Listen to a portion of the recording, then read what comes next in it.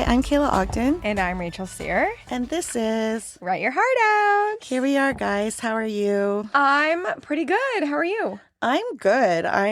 Like I said, I'm really busy. Tomorrow I take possession of a house that I bought. House, a beautiful new house. Big ass old Spanish thing. It was from 1936 and it hasn't been updated. So it's like I'm renovating it and it's so exciting. It's so exciting.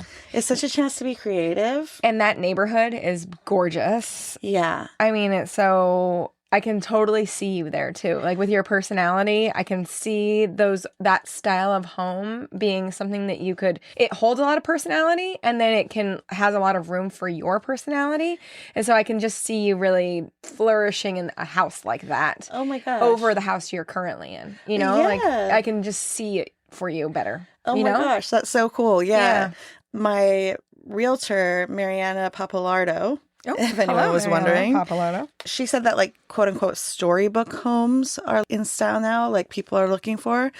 And she calls my home like a storybook home. And basically what I think she's talking about is there's rooms for things. Like it's not this open concept box situation. Like it's like, you go into a little room and that's your dining room. And like, you know what I'm saying? Like there's different spaces and halls and they're like unique and different. This house is different because it's like you go up like 5 stairs and there's somehow like a floor with a couple of bedrooms, and you go up like 5 more stairs and there's another floor, then you go downstairs and there's like another thing. I'm talking about it like it's a manse. It's not like a mansion, but to me it's a big house. It's twice the size of the little bungalow that we're living in now. But yeah, so I can't wait to see it. And those homes also in that neighborhood often have like that old glass, unique now, no houses are made with this kind of like ornate. Often they have like cool window panes and stuff that really somebody took a lot of time and detail and craftsmanship to create this, and you can feel it and see it in the home. I'm learning to like appreciate it. But yeah, so that's what I've been up to. And what about you? I have been up to some stuff. I feel like I've been extremely busy. I did mention to you, but we're not going to talk about it, that I tried ketamine therapy, which was really cool. Which also the Mormon housewives are always doing ketamine therapy with their husbands. Me and the Mormon housewives. Yeah, so much in common. Yeah, right. They do them with their husbands? Yeah. I can't imagine doing it with somebody. Really? No. I don't know. I don't know. I had my first dabble and I felt like it was very cool and beneficial, and I'm looking forward to doing it again. Yeah, and I was asking you like, do you just feel so much like love and compassion for people? Because that's what I imagined. I'm about to say something really dark. Is that okay? Of course. Okay. I love dark shit. Okay, this is so dark, you guys, and gross. So I've never done ketamine because when I was coming of age, I was like 18 or something. My best friend was very much more adventurous than me in every way. Sexually, doing drugs, artistically, creatively. I looked up to her a lot for this reason. I was a much more like reserved person, and she did K, which I thought was insane. And then her other best friend was addicted to it. Oh, jeez. And I was like, isn't that a horse tranquilizer? I thought it was so weird. And I was so afraid of the K-hole. Oh, yeah. Well, that would be scary. So she described a K-hole moment that she had. Okay, tell me. Do you want to know before you do? I do. Because you're doing it in like a very I'm doing it with a therapist. Yeah. I'm not doing it recreationally at all. And after my experience, I have not even a slight inkling of wanting to do it recreationally. I don't but that was actually part of, I'll tell you about that off the air. All right. Yeah, continue. Tell me. She said, she was like, yeah, I had a K-hole. And I was like, oh no, what was it like? And she said, well, my nose started bleeding. Oh, no. It really started bleeding. So she went and she was like standing over the toilet bowl and her nose is just like gushing blood. And in her mind, she became like this miniature version of herself. And she was in the toilet bowl getting drenched in her own nosebleed. And she liked it. Ew. Wow, I wonder what that says. That's interesting. Too bad she didn't have a therapist to talk to about it afterwards. Do you think it meant something? Probably. What? Doesn't everything mean something? Or nothing means anything. I mean, really hard to fucking say. I think that there are like dreams and things like that, which are in the dream interpretation world. We call it pizza dreams. Oh. So what it is like you're having this dream, and it's you see a big hand and it's scratching a big dog because you kind of saw that today, or like all of a sudden you're hanging out with Princess Diana because like 2 months ago someone said something weird about her, and just like everything just gets loaded on the pizza of the dream, and it's just gobbledygook.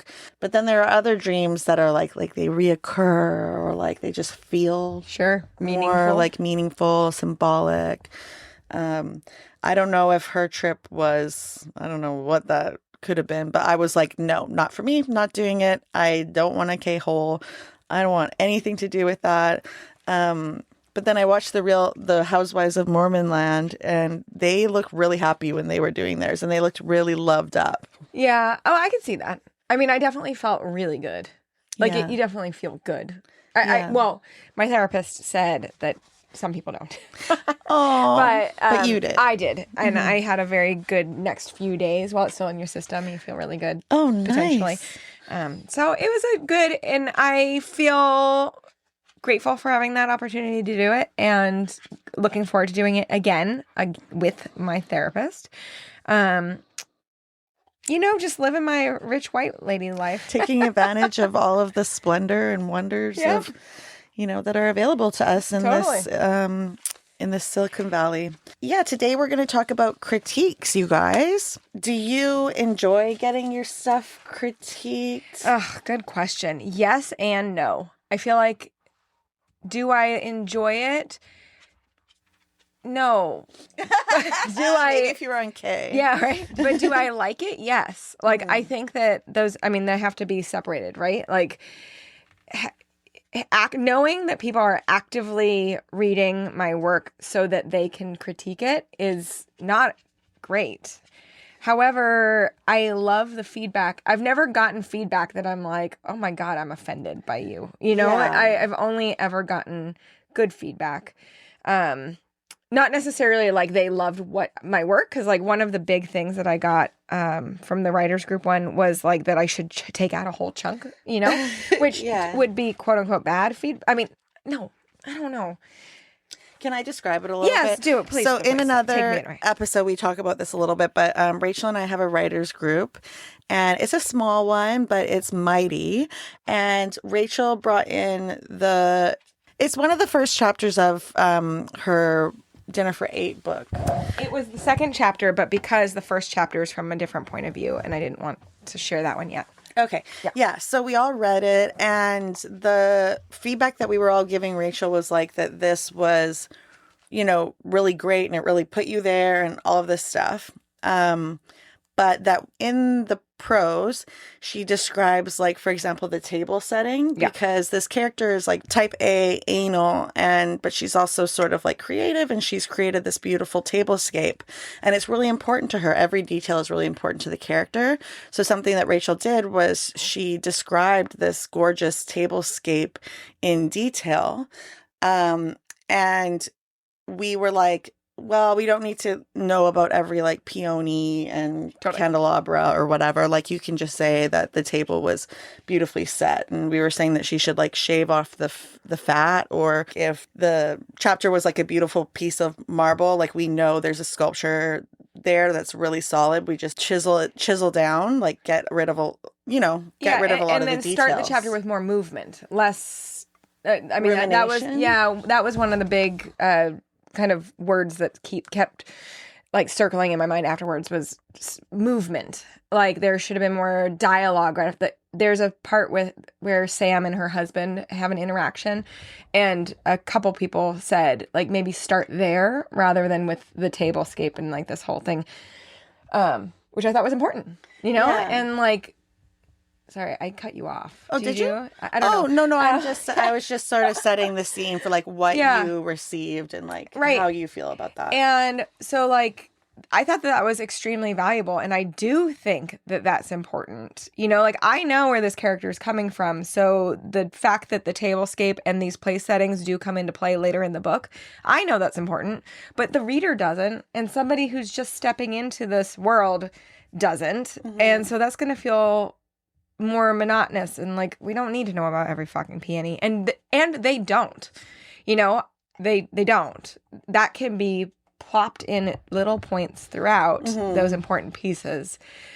Rather than a block. Yeah. Right. Like, she reached for her thing and grazed the peony with her finger and as she did it, or something like that. Like if you need, because sometimes setting those breadcrumbs up makes things feel like earned. Totally. If that tablescape really does come into play later and just all of a sudden, like we haven't been paying attention to it at all, it could feel like a Deus Ex Machina, like something that just comes out of nowhere. Yeah, I think you're on the right track with what you're saying. So I do think that, I mean, overall, I think being critiqued, workshopping these things is so important. And it feels good. And also, it doesn't necessarily always feel good because it's scary. Anytime someone's critiquing your art or something that came from you, it's scary, you know? And I think we would feel the same way if someone was staying there critiquing our children. Like, we created those humans, you know? Like, it's your creation. Don't fucking critique it. Yeah. But also... okay, yeah, you know, like this whole section about a tablescape, we can just sprinkle that in elsewhere. That's good feedback. You need it. So, you know, coming from the healthy point of view, it's important, and I like it. Yeah. So recently I got critiqued twice. The first time was at the writers group, our writers group. And I brought in like a little short story and we chatted about it a bit. But there's this other writers group and it's led by two published authors. Like these ladies, like they publish all the time. Wow. Good for them. Yeah. And the group was huge. It was this long table. There must have been like 20 people there. And there were like 8 of us who had submitted for critique. And we had all had like a couple weeks to read. And this is what their sheet says to the reader who's reading something and is going to critique. So I'm saying this so that like you listener, if you need tips on like how to critique somebody, this is what they say. They say... Wait, hold on. These are like the guidelines for critiquing? Yes. Okay. That they have in this group. Okay. And you wanted to submit. So, and then these people has been like, if you're going to critique, these are the guidelines for critiquing this work. Okay, perfect. Yeah, so it's like everyone in the group, when you're going to read to critique, they give you this guidance about. Perfect. Yeah. Perfect. So for the reader, it says, take notes, record your reactions and emotional responses. Explain why. I liked it, or this doesn't work, isn't enough. Get into reasons behind why something is good or needs additional edits. Pick your favorite lines or moments. What 2 or 3 phrases grabbed you and wouldn't let go? What intrigues you and makes you want to keep reading? Be kind and constructive, but don't pull your punches. Lift up the good and help with what needs work. I love that last part. Me too. All over it. Well, and remembering the difference between what you don't like and what doesn't work. Those are 2 different things. Just because you don't like something doesn't mean it doesn't work. Lift up the good and help with what needs work. Like, don't say what you don't like. Just right. You don't like. Yeah. It. Don't pull the punches. Like the punches stay down. Like just because you didn't like it doesn't mean you need to say something. But did it need work? You know, that's where something could be helpful. Yeah. Yeah. But I think pulling your punches means not, like it says, don't pull your punches. Yeah. Right. Exactly. Yeah. So punch. Don't pull your punches away. Oh, okay. Okay, I understood that differently. Okay, interesting. But it just means like don't just completely sugarcoat everything. Sure. Pump our tires and whatever. Like we're here for a reason. Yeah, I misinterpreted that phrase completely. That's like no holds barred. Right. Wait, is this? Oh my! Something happened. Okay, well I'll probably be able to pick it up. Okay, good. We had a microphone issue, but it's back. Should I pause and see what it's like? I don't know. Can we? Maybe what I should do is I should just start reading these again. Yeah. Just in case. Yeah. Fuck. Okay. Yeah, I really like that. That's a good list. Yeah, I think being kind is really, really important.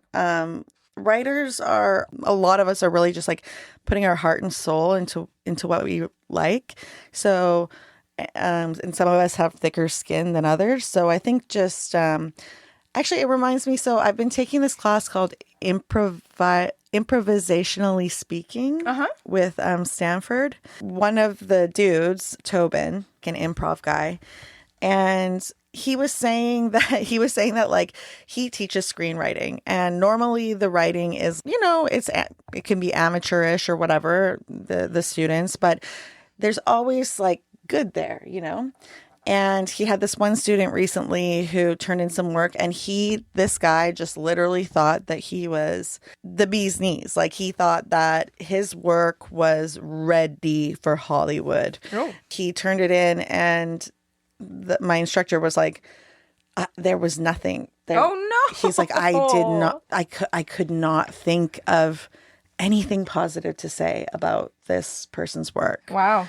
And he said he was really like caught off guard. And this is like an improv guy, right? Sure. So he's like used to Having thinking. to improvise. Yeah, improvise. Like, think on Yeah. your toes. Like, just say something. What ended up kind of coming out of his mouth, what he said was, well, what do you like so much about this work? Yeah. Like, what is it that, you feel is like really strong about it? And then the guy was totally able to say like, well, this is like so exciting because of this. And like, oh, this character, this and that and the other. And then the teacher was able to be like, okay, now I know how to make that part shine more. I know why that's not working and how to make that work. Mm-hmm. He had told his punches there. If Right. you literally can't think of a kind thing to say, then maybe like asking the person some questions so that you can get clarity Sure. on it would be good. So I love that list. I think that kindness is for sure really important. Nobody comes to a writer's group to get shit on. No. And I think that, well, that's not the same list that we had when I was in Tim's class back in school. It was more or less the same, like kindness is important. We're listening to each other. We don't need line edits. We want what gave you visceral reactions, share, full sentences about why something made you think XYZ. But the one thing that Tim did say that it's not here, and I really liked it, was no disclaimers. So when we were sharing in workshop in class, like there was you couldn't start with, here's my work, but I was having a really bad day when I wrote it. So, or here's my work and my mom just died last week. So it's about that. You couldn't like Preface it. Yeah, no prefacing, no giving caveats, so that the work could shine on its own. Because nobody's going to get handed a book with a bunch of disclaimers or a short story. And it's really important that people come into it with their own fresh set of eyes. Yes. And I really thought that was important. And I liked that a lot. And I try to, as we've gone into the writers group, it's so easy to want to give disclaimers. You want to set people up so that they're seeing it through the right lens, all of those things. But it's important that you don't do that. Yeah. And so when in our writers group people because naturally we give disclaimers, I've tried to like stop listening and, Oh, maybe and- we should tell people about that. Yeah. So the jumping back to me being critiqued at our writers group, Yes, like the yeah. smaller one, Rachel and I had agreed that we were both going to write a short story.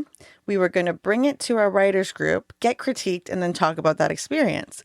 So I didn't do my homework. Rachel didn't do shit. Sorry. What's the type 1? Aren't you supposed to like follow the rules and do everything that you're told to do? Aren't you a type 1 Enneagram? I am. The problem with being a type 1 is if you don't deem it important, it just falls right off the table. Oh no. So I clearly just didn't think deem it was important. I'm sorry, Kayla. Oh, my I don't Lord. know. I had a lot of things happening. I was like feeling I had taken a long time off of writing, and I was just, it's like having a deadline when you're uninspired. Like the muse, I didn't feel like the muse was anywhere. In fact, my physical muse, like the little cupboard that I made, is in my closet. And she keeps tipping over every time I'm in there. She keeps being she's like, jumping out at hello, you. Yeah. like, stop fucking with your clothes and write something down. So I was like, oh, like, I'm so uptight. Like, all I'm thinking about is like this house and everything. So I was like, well, let me order a bottle of wine off of DoorDash. Yep.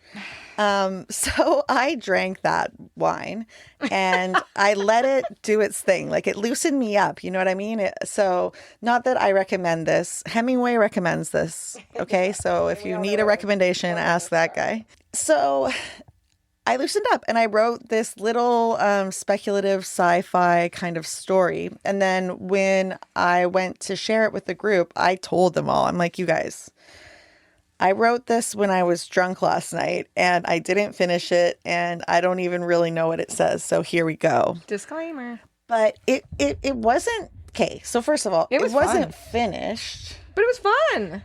From your purview, should I have just been like, okay, here's my story? Well, yeah, if we were following Tim's rules, sure. However, But I was just kind of doing it because we needed something to do. right. But I also And think it was fun. it was a silly story more than anything. Yeah. Right. I liked it, and I think you could totally keep going with it if you wanted to. I think I probably will. Yeah, but I think that also we're a mixed gender group of, and so it had this like funny sort of Sexual. I think that it made you nervous to share something like that. So I could see why you put the disclaimer out there. Oh, yeah. But yeah, I mean, I don't think you needed it. Right. Yeah, I don't think you needed a disclaimer. Right. I could have just said, it's not quite done, but this is what I have so far. Right? Yeah. Is that? Because, I mean, if it's not done, it's not done. Well, but I also, like, you don't need to say that it ended at a very inopportune time. So obviously it wasn't done. Right. Yeah. Right? So I could have just said, and then I'm going to keep writing this. Yeah. Because you gave those disclaimers, I think people at the writers group felt less inclined to give real constructive feedback. Because you're like, oh, well, she was a bottle of wine deep and she didn't really care about this that much, Yeah. I didn't have that thought process, but I think that it would have been easy to then be like, well, does it matter what? It's just a joke. Right. Like, she didn't take it seriously, so why should we? Yeah. But did you feel like the critiques that you got were actual critiques, or do you think we were just kind of like talking about the work for funsies? What I am walking away with from that is like Monica, our friend, she said that she didn't know what an LLM is. Oh, yes. And so in the story, like, I use some fictional words to describe the way that they're going about their lives in the future. Like, it's these high school students and they're getting ready to do this thing called STAMP, which is choose which large language model they're going to use as the personality for their future robotic spouse. And I thought everybody kind of knew that an LLM was like ChatGPT or Gemini. I thought that was kind of like part of the popular vernacular. But Monica was like, what is that? Which, like, we live in Silicon Valley. Like, everybody knows people who work at these companies. So I just assumed if she doesn't know, then like nobody knows. You know what I mean? Like, well, I think I also was like, I don't remember what it is. And then if you're not sure, you're like, oh, is this just something that she made up and I'm supposed to glean what it is, like stamping? Right. It's a real thing, and you were supposed to just understand that. Right. Although so I'm that really was bad important. with acronyms in general. Yeah. Somebody posted something with an OF acronym, and I was like, what the fuck is OF? And I literally Googled it. It's OnlyFans. And I was like, I knew what that OF was. Like, come on, idiot. So, like, I'm also just bad with acronyms. So I had attributed it to that, and I was glad that she asked. Yeah. You know? So I think she was pretty lost with the story. Yes. I don't know how other people felt. Like you guys liked it. I think everyone liked it. Yeah. So here's a question about critiquing. Do you generally want to critique with people who like or want to read that genre? Because we've talked before about genre-specific reading within the genre that you want to write in. Yeah. And people recommend doing that. So, like, Monica clearly is not ever going to read young adult sci-fi speculative short stories. Yeah. Like that's definitely not ever going to be in her repertoire. Like that's not in the stack of books next to her bed. So, and she herself is writing a memoir. So I do wonder as our writers group grows, like maybe being like, these are the ones that you should give feedback on, or not tell people, but have people sign up for the ones that they want to give feedback on. Right. Because something like LLM, if you're even slightly in the world of AI, you'll know what LLM is. Yeah. Or like sci-fi and futurism, like people who are interested in that stuff. Like, know like what that Matt, is. also in our group, he knew immediately. Yeah. Like that, it wasn't even a question for him. I don't remember actually, you know what? Wyatt, who I respect so much, she really liked it. She did. What was cool was she was like, you know what? You have this theme in your work that you're talking about. And what did she say it was? She said it was like, it's about what differentiates us from machines and like what makes a human. Yeah. And I was like, cool, that's so, and she seemed like really like excited and animated when she talked about it. The story had a lot of potential. Yeah. I think it could definitely go somewhere fun. I should write it. You should. I was worried about, in the short story, the teenagers have been put on hormone blockers as they go through high school. And it's just part of like the culture now in the new world. And I was worried about getting things wrong because one of the characters goes off his hormone blockers and he starts like experiencing libido in a different way, and like his body starts changing and things like that. And I was feeling like shit, like I have to get this really, really right. And I don't know that much about, the biology and the science of it. But then I was like, okay, it's a short story and it's set in the future. And something that's really freeing about that is somebody could say like, oh, well, when you go off your hormone blockers, this never happens or this only happens. But you can be like, well, not in the future. Yeah, right? What do you know about this made-up world? We figure that shit up out in the future, which is really nice. Okay, so bouncing... Are you okay with bouncing for a second? Yeah, let's bounce. Okay, so here's such a different situation. In our writers group, you were able to give that disclaimer, and we had a fun conversation about your work. Then in this other writers group where you submitted the first chapter for Pillow Forts Down, right? Were you able to give a disclaimer, or it was just an email out into the world, and then you got this information back, knowing that they were going to follow these guidelines, and then how did that feel different?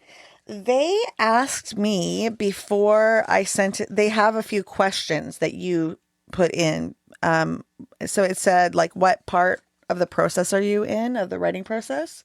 I said, third round of editing, already querying agents with it.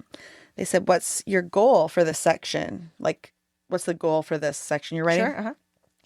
I said, I want to engage agents so that they request the full manuscript, which I think that the question kind of meant like, oh, what do you want us to feel? What do you want us to know? But I'm like, I literally like, this is the hook. Right. And they said like what precedes the section and what follows directly after. And what do you want the reader to focus on when critiquing? And I said, do the interactions feel natural? Do any of the sentences need rewording? Are there parts I can cut to make the work stronger? Okay, yeah, so you're not giving any disclaimers there. Mm-mm. You're just so that they're not going in blind where like somebody just died and they don't understand why everyone's crying, and like that's not what happens in yours. But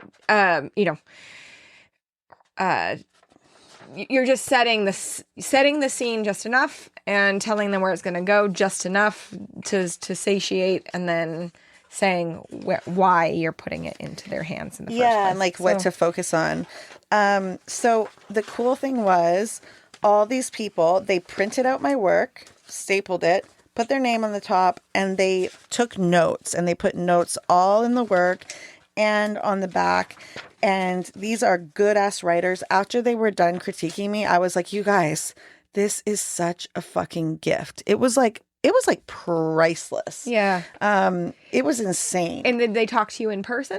Yep. So every single person who submitted their work for critique got critiqued by anyone who wanted to talk about it around the table. And then at the end, we got a stack. Everybody handed the person their papers. That's great. I didn't know that, so I didn't print out my critiques for the other people's work. But so this piece of work that I handed in is the first chapter of what I'm now calling the cherry tree. I renamed my book. Wow. Okay. Yeah. Why? Okay, so when I went to Pitchorama, so Rachel and I are part of the California Women's Writers Group Coalition people of San Francisco. I think it's CCRM or some. I'll look it up real quick. And they have this, I think it's just a yearly event called Pitchorama, where you go on Skype and you pitch your work to agents. And two of the agents suggested that I change the book to be called The Cherry Tree. Two of them separately. And I've had other people say that. And I think people just don't think that the title is that strong. Pillow Forts Down. And so I'm just like, all right, at this point, I'm just going to change it. Like, if that's what you guys think, that's what you think. Because once you get your book to a publisher, they will change the title anyways. Sure. So if I have these like professionals in the industry telling me like this is what the book would be called, then I might as well just go with that. If that's what's really like giving book club, then... Yeah, and then like what's in a title anyway, right? Like, yeah. Pillow Forts Down, did that mean it was something specific? Really meaningful to me. Oh, okay. Because in the book, so Pillow Forts Down is about the disillusionment of coming of age. So we build these forts out of pillows to quote unquote protect us. Sure. And they're like cozy and they're safe. And then one day those pillow forts fall down when we discover that life is hard and cruel and varied and all of those things. Sure. And that our parents are shitty. And my parents aren't shitty, but you know what I'm saying. So that's what it meant. Parents are shitty in certain ways. And then there's a line in the book where it's like the robes fell on her face like a pillow fort collapsing. So I fucking love it. It's so meaningful to me. The Cherry Tree is the name of a place in the book where, like a 10th of the book takes place. So it doesn't really, it's kind of the hook though. So fucking that's what it's going to be called. It's not that meaningful, but whatever. It's a selling thing, I guess. Sure. And it could change again. It could. Yeah, that's true. So things that happened in the critique. Is it okay if I just go over this a little bit? Absolutely. And then we can say sayonara? Yep. Okay. So what was interesting about this is it was such a varied group of people, right? And there are a lot of boomer like men there. Okay. Right. My favorite. So some of the things that I heard that I remember... Some of the things that I heard that I remember are like, okay, so this is the scene. It's my main character, Lonnie.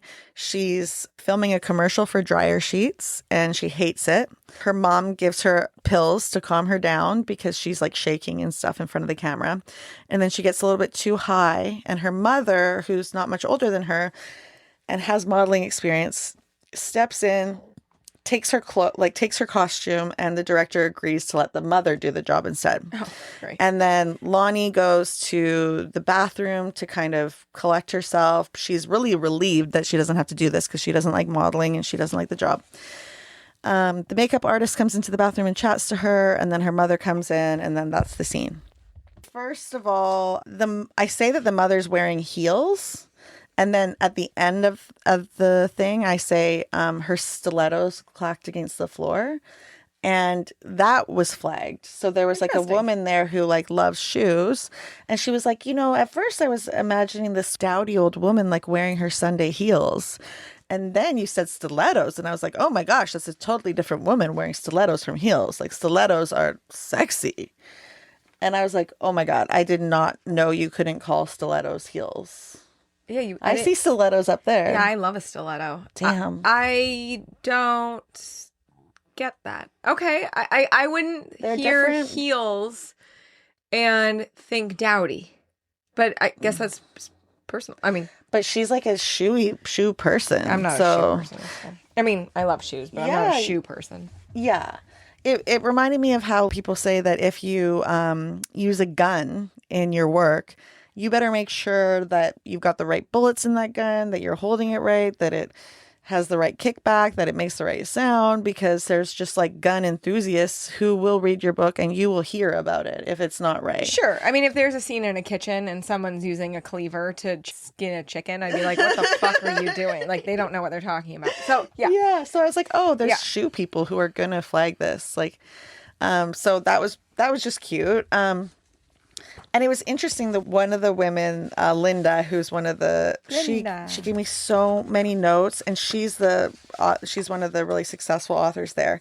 And she was like, okay, so Lonnie, she decides she's not gonna be in this thing. So she takes off her sweater and gives it to her mom, and now she's in a collared shirt. And then she takes off her khakis that she was wearing and gives them to her mother to put on. This is the outfit that the model is supposed to be wearing. Yeah. And then she sort of ambles off down to the bathroom just wearing a collared shirt, underwear, and socks. And then when she gets into the bath, like, she hates wearing bras. She has big boobs and she hates wearing bras. When she gets into the bathroom, she just tears off the shirt and takes off the sports bra that they put her in and just throws it in the sink. So she's just sitting there on top of the toilet in underwear and with her tits out. And then the makeup artist comes in and she doesn't even care. So Lonnie is a character that, like, I cannot relate to in this way, but I wanted to write a character who's just like really comfortable being naked in front of people, really comfortable just like having sex with random people. I thought it would be interesting to write a character like that that's so different from me. Sure. Linda was just like, okay, like everything that Lonnie was doing, she's like, she's still naked. Wouldn't you want to put this on now? Like, she just kept on like pointing out like how awkward it is that all this is going on when Lonnie's naked. I'm like, okay, this is weird. Is it though? Because, sorry, I mean, I don't know anything about modeling, but when I think of models, I think of people who, or even actors who are really comfortable with getting changed backstage. Mm-hmm. I imagine a lot of being okay topless, or being okay and you're standing around in a thong while someone's getting you dressed, kind of a deal. Like, yes, that was the vibe for me, because she grew up as a model, right? So you end up doing like quick changes, like dancers too. You get changed backstage. So that was the vibe, but it's just interesting seeing it through somebody else's eyes, right? Yeah. They're like, is this believable? There was another part where like, so she's holding a box of dryer sheets, and I actually changed this. It used to be like a real box of dryer sheets, but then I was like, oh no, it's going to be a prop. Because you know how like on Denny's menus, you see all these pictures of the food, but it's really just plastic food. I was like, oh, that's going to be fun. So it's like she's holding this plastic box that looks like, Tide dryer sheets. And then when it falls off of her lap, it gets like propped up on the tissue like a kickstand kind of, because it's not a real tissue. It's stiff, like piece of plastic or whatever. And I thought that was such like interesting, like fun little detail. Like it's the thisness of it. I forget what that word was. Thisness. Anyway, somebody was like, why would it be standing up like a kickstand? Like, how is that? Is the sheet itself also a prop and not a real sheet? Like, question mark, question mark, question mark. I'm like, yes.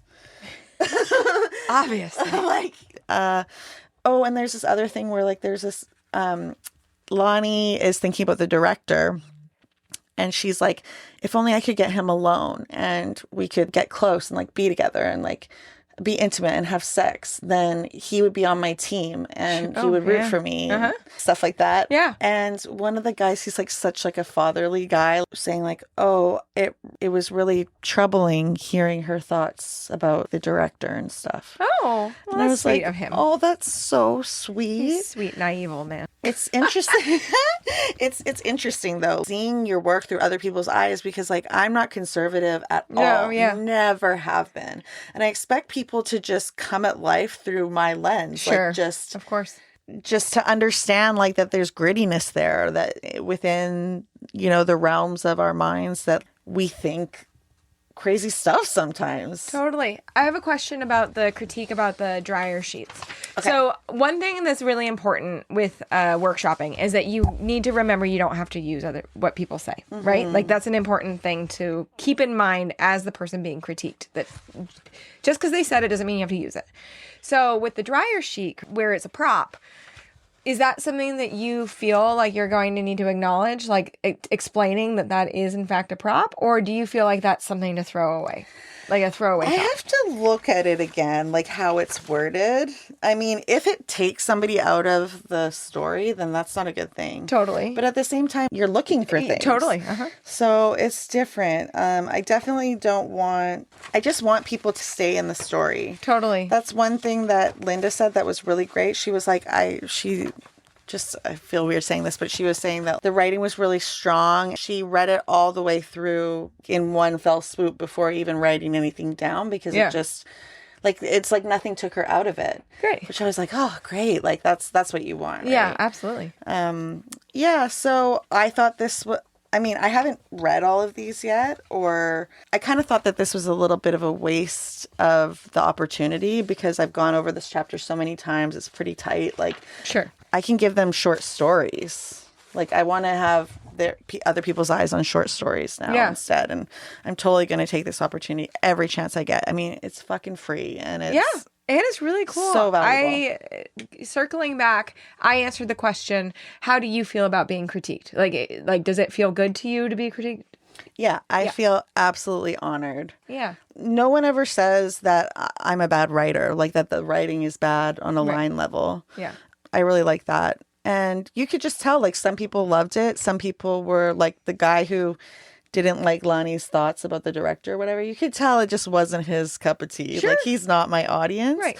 So I don't know. I really liked it. But so far, everybody has been very kind and constructive. So it would be brutal to have somebody just be like, I've read shit like this before. This is a cliche. Like, or, you know, like, I would just be like, oh, damn. I love workshopping. I think it's really fun to be workshopped. I think it's like, it's all, while it's nerve wracking, it's still overall a really positive experience. Yeah. Because we like sharing our work. We like people reading it. So it's very exciting to have people's full attention. And so one fun thing, but as we end here, was one of the guys in our writers group, Matt. He, as we were ending our meeting, was like, so when are we going to circle back to the other stuff? I want to know what happened with Sam and her 11s, because she has like these wrinkles in her forehead, her 11s. And like, that was a topic of conversation when we read my chapter. And then he asked about yours and the speculative fiction that you were working on before with the sheep. God, what was it called? The Woman Tree. The Woman Tree. And like, and he was very genuinely wanting to like continue working on those pieces of work. Those projects. And it was really encouraging, and I loved that. And I think that that's the biggest thing, is when you have a good writers group, it's really fun to continue seeing people's work evolve and work with each other. And I look forward to that. And I liked that about when he said it. It was very sweet. I know. And I think that that's a good opportunity for us to keep on bringing that work. Like, maybe this is a group that we just workshop that work with. Totally. Like that project. Yeah. Okay. So next episode, Kayla, what are we going to do? We have 2 people who have written in more short stories. Whoa. 2 more submissions. Woohoo. We have a woman. Woo. So we'll read yours. But I don't think next time should be story time. What are we doing next time?